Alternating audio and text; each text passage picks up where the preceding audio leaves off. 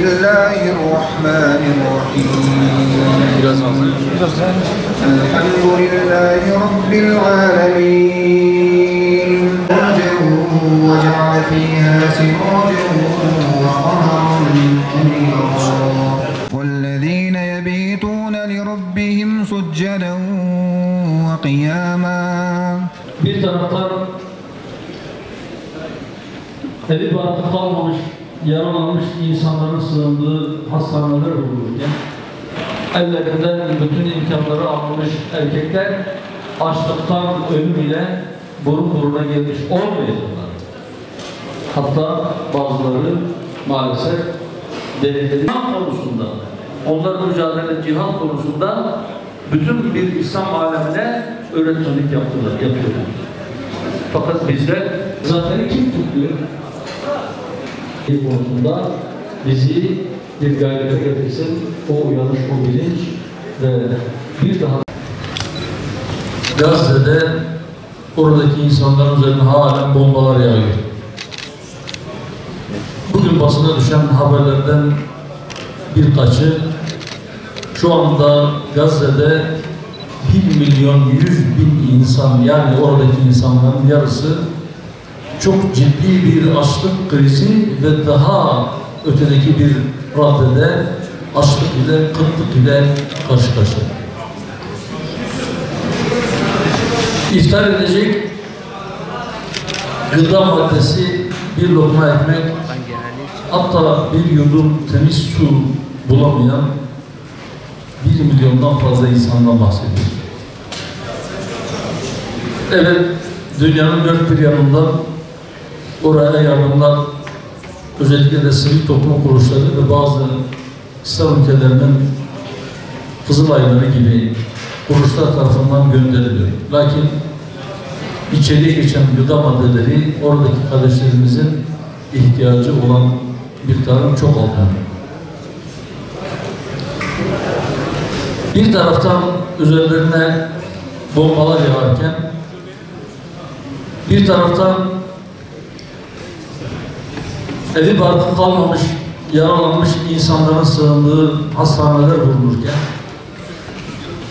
bir taraftan hastanelerde görev yapanlar topluca alınıp zindanlara tıkılırken ve hastalar ilaçsız, bazen de yatakta kendi kendisini çevirebilecek takati bile olmayan birkaç günlük bebeklerin ölüme terk edildiği Gazze'de ihtimal ki şimdi iftar vakti, yakın belki de iftar vakti gelmiştir. Ama yiyecek bir şey bulacaklar mı onu bilmiyoruz. 2 milyarlık İslam alemi ve 8 milyarlık insanlık ailesi bugüne kadar Gazze için sadıra şifa bir şey yapamadı. Yaptıklarımız yetmedi. Yetmiyor. Eğer yeterli olmuş olsaydı orada katliam, orada soykırım durmuş olacak.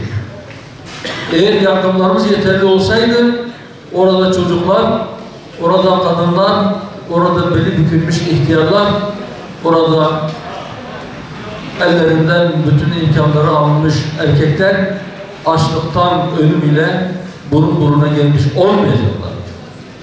Hatta bazıları maalesef derileri adeta kemiklerine yapışmış vaziyette can veriyorlar açlıktan. Gazze bir ayna oldu. Özellikle İslam alemine bir ayna tuttu.